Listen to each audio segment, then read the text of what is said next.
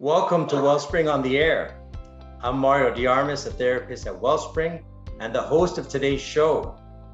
Today's show is intended for mature audiences only. At this moment, I would ask you to pause the show or change the station and come back at a more convenient time when you're not with your children. You can always access any of our podcasts through the website at wellspringmiami.org in our blog section.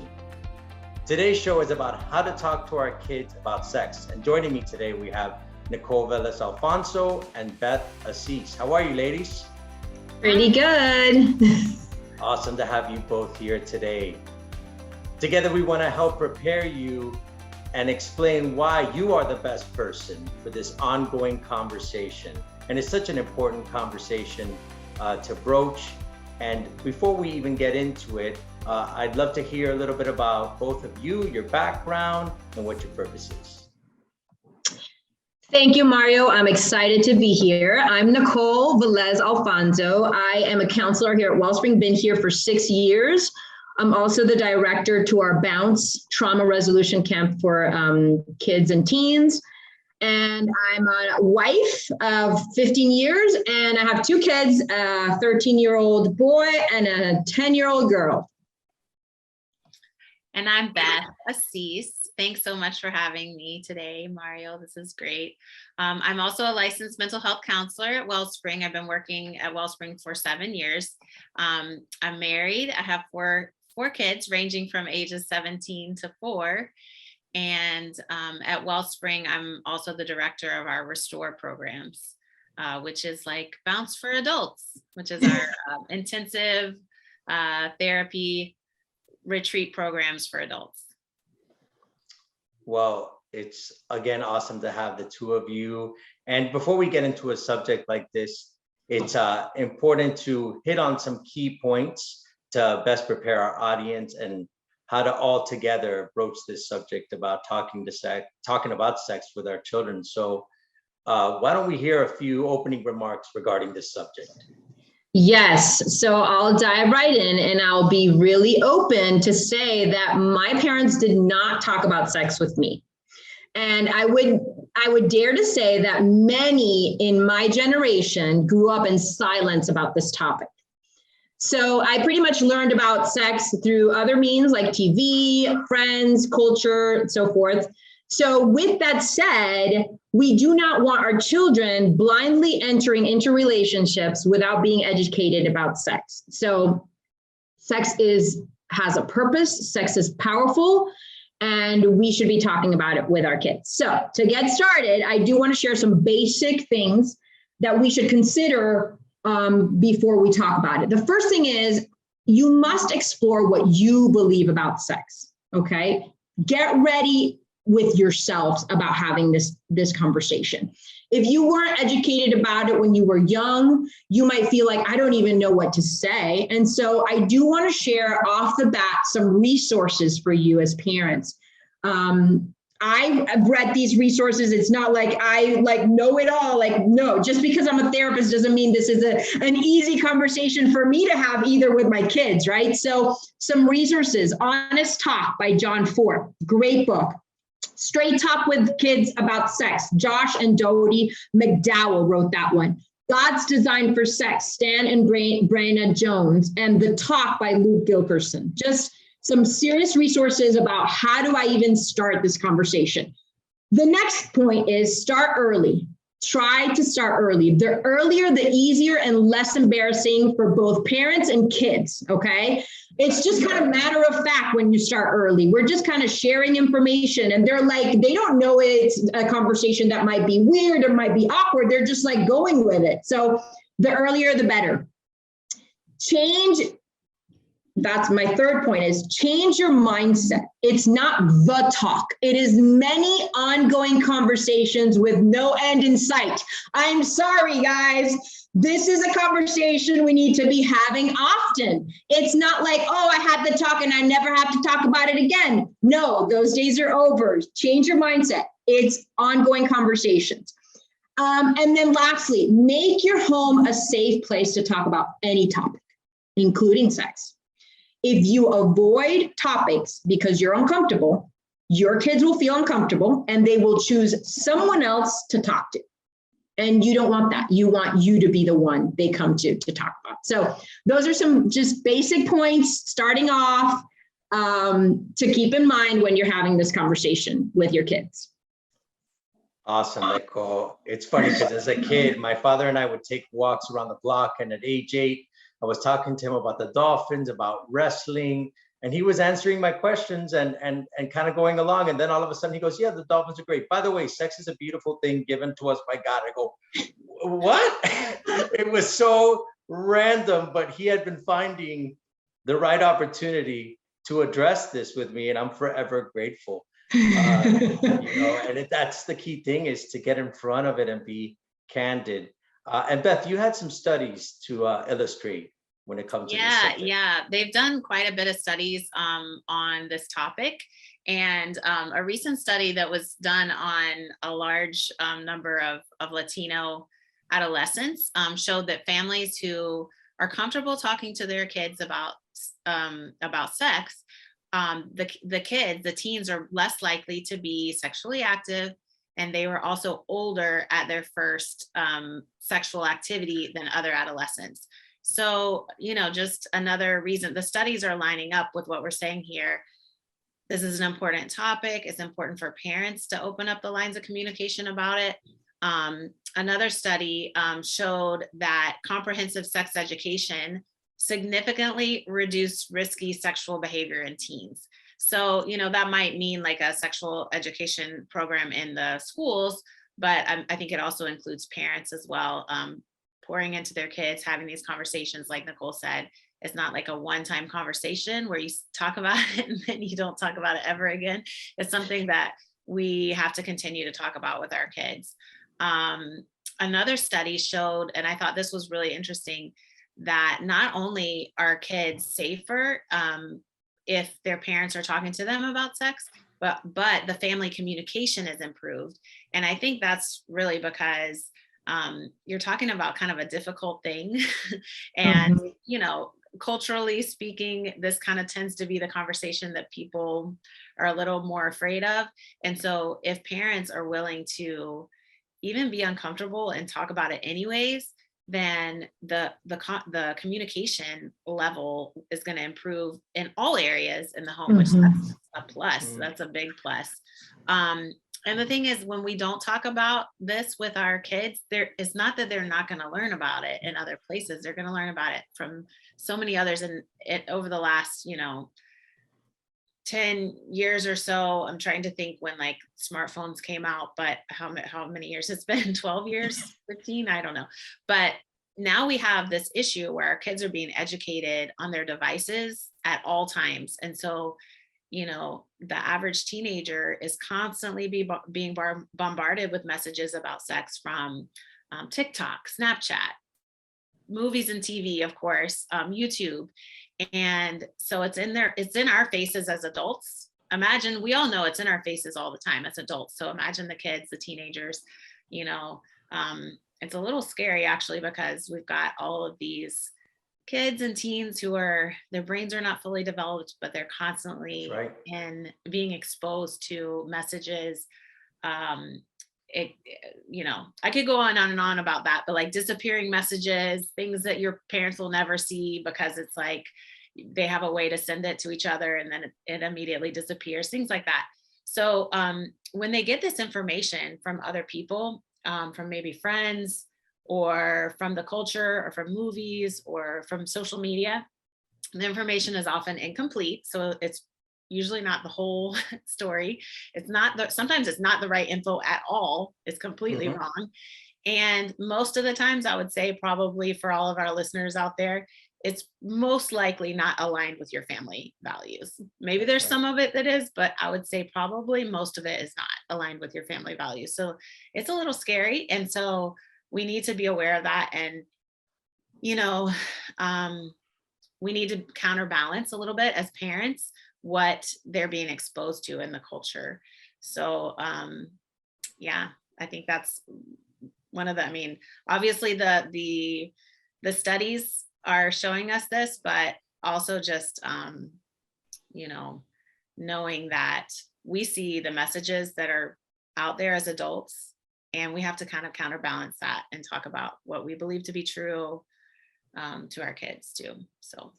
Absolutely, Beth. And that really speaks to the question of why should it come from the parents? Why does it have to be, mom and dad? And the points you made really reinforce that. Imagine in my day, we had beepers and you had to call home on a landline and speak to mom so that you could speak to your, fifth grade crush. And now it's TikTok, and now it's YouTube, and now it's Instagram, and now it's a number of things, a plethora of things that require parents to be even more attentive to what's occurring in the life of their child. So that's awesome. What about addressing the point, Nicole, that some would make, not all, but some would make, talking about sex would encourage it. What would you say to that? Okay, so research says quite the opposite. So research done by Campaign for Our Children found that when parents talk to their kids about the facts about sex, their kids are less likely to have sexual intercourse as a teen, less likely to become pregnant or get someone pregnant, and more likely to talk to parents about important issues in his or her life. So that's not the case. Talking about sex is more about educating. And one of the authors of the book that I mentioned earlier, Josh and Dodie McDowell, the authors of Straight Talk with Kids About Sex, say the issue is usually not too much too soon, but too little too late. Right? That's what you got to get ahead of it, right? And so research in their book states that more than 40% of adolescents have had sex before talking to their parents about sex. Wow. That's pretty big. That a little less than half of adolescents have had sex before talking to their kids about sex. I feel like that's a devastating statistic. As parents, we have to get over it. We have to be uncomfortable, and we have to get, we have to be okay with it being weird, but it's a non-negotiable. We just have to talk to kids about sex. Yeah. Just like we need to talk about drugs and alcohol, and that's a non-negotiable because they could get into some serious trouble. Same idea, right? Same idea with the sex talk. We do need to be, and again, the sex little talks, all not the talk, but the many talks that you're going to have about different conversations that will pop in and out. And we'll talk a little bit about that. It doesn't have to be an hour conversation that you're having about sex. You can have a minute or 2 minutes here and there, right? And we can dive more into that in a little bit. But yeah, it is important. It's not going to encourage sexual behavior if we talk and educate them about sex. It's so true. And like you said, it's counterintuitive, and simultaneously it helps shatter the stigma around this subject. So great conversation so far, ladies, and eager to continue it. We're going to take a brief break to thank one of our sponsors who makes the production of our podcast possible, and we'll be back in a few. Welcome back to Wellspring on the Air. This is Mario de Armas. If you are just joining us, today's show is intended for mature audiences only. At this moment, I would ask you to pause the show or change the station and come back at a more convenient time when you're not with your children. You can always access any of our podcasts through our website at wellspringmiami.org in our blog section. Our topic today is how to talk to our kids about sex. And so far, we've talked about why it's important to have these conversations. We've had some data to reinforce these points. And if you've joined us late, you can find us on our favorite podcast channel on Wellspring on the Air or on our website blog page at wellspringmiami.org. Just search for this topic. All right, so as we continue this ongoing, vital, and relevant topic. So Beth, how do we initiate this process in terms of how do parents start having these conversations about sex with their kids? Yeah, and Nicole mentioned this a little earlier, but really the earlier the better. So if you think about kids ages 2 to 5, they have a natural curiosity about their bodies. And so I think we can be very point blank with them, tell them about what body parts are, give them the correct names for the body parts so that they can identify their body parts in the proper way. I don't think we need to over explain. I think some parents kind of get into like a child will ask a very simple question and the parent might go on and on and on, but just give the answer to the question that's being asked. And that's it. I think we don't have to go on and give them every little thing about it. And as they progress, as they get older, then you start to add more to it. But, for example, where do babies come from?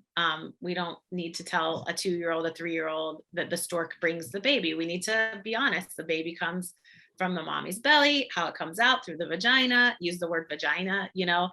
People are afraid to use the word vagina, but don't be afraid to use it. Say the word, be honest.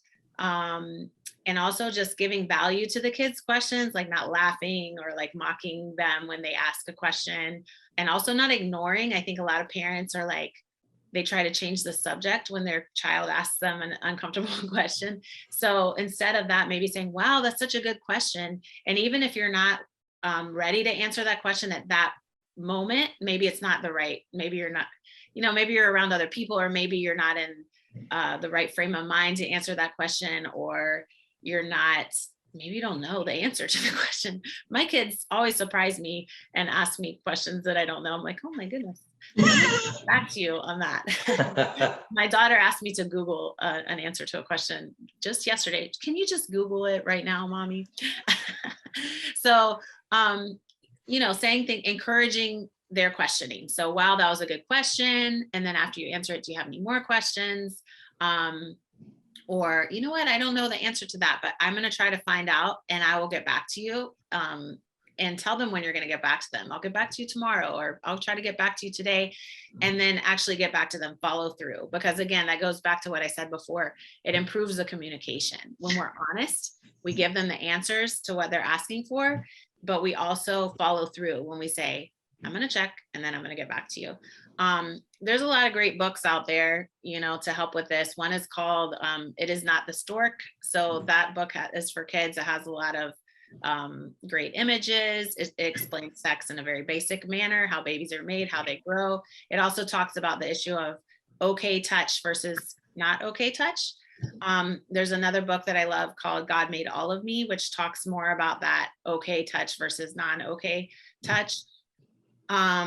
And, explaining to the kids from a young age, because kids also we as parents are protecting our children, but there's times when us giving them the education they need can allow for them to stick up for themselves. And if any kind of sexual abuse is starting to happen, it can be nipped in the bud right away. Like we can, make sure that they come and talk to us about it. So teaching kids that if anyone ever touches them in a private part, like in their vagina, penis, anus, or breast, and using those words, that they need to come and talk to mom or dad about it. It's not something to keep a secret, even if you're told to keep a secret. This is something really important for parents to educate themselves on too. There's a lot of great resources out there. In fact, in this book, God Made All of Me, in the last pages, there's some great resources for parents. One of which is brainstorming a list of adults that your child feels safe with and that they can talk to if something like that were to happen. So, yeah. I love that, Beth. That's really good. Absolutely. Thank you for that, Beth. And when it comes to age range, Nicole, what would you say? Okay, so the older, now we're getting older, maybe age range 5 to 8.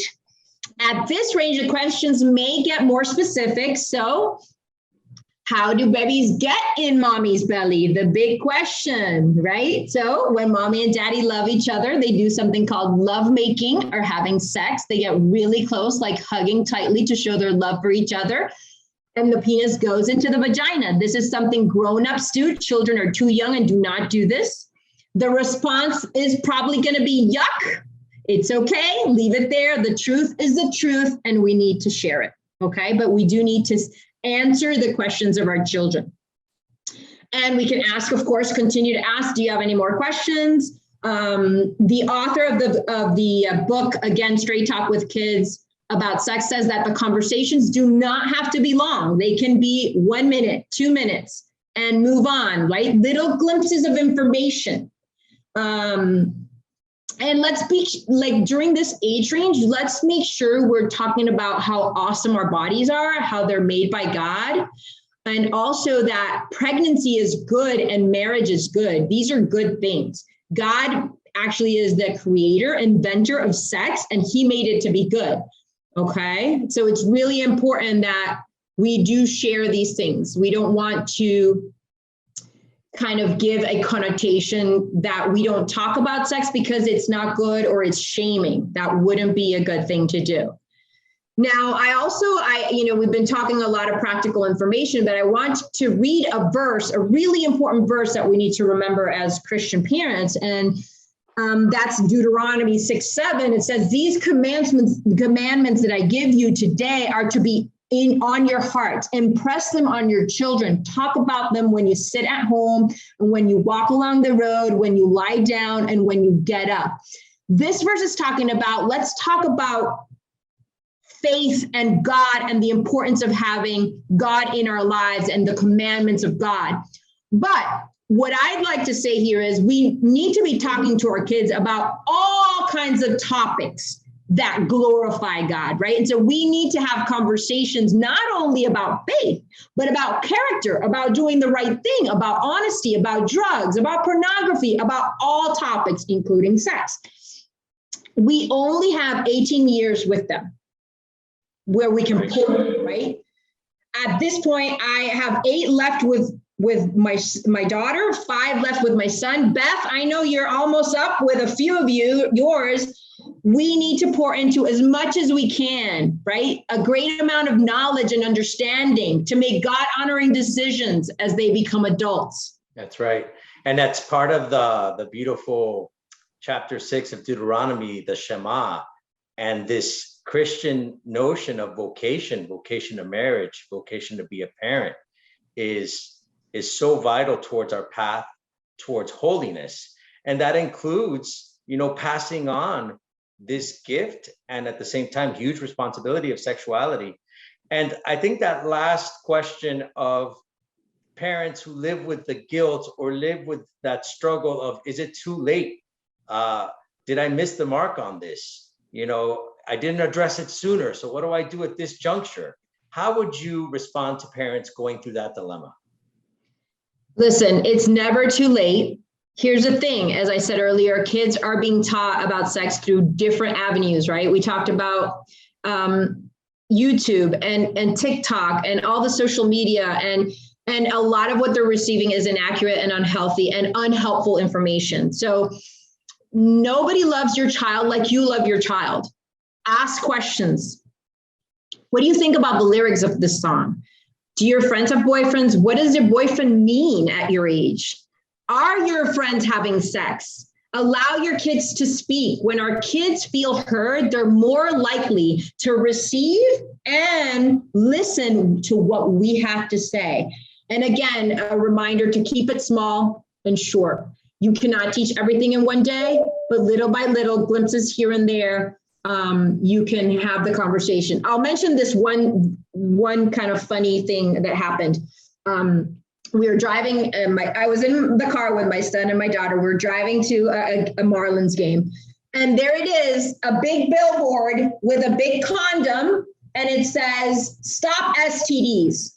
And so I'm like, which one of my kids is going to look up and tell me, what is STDs?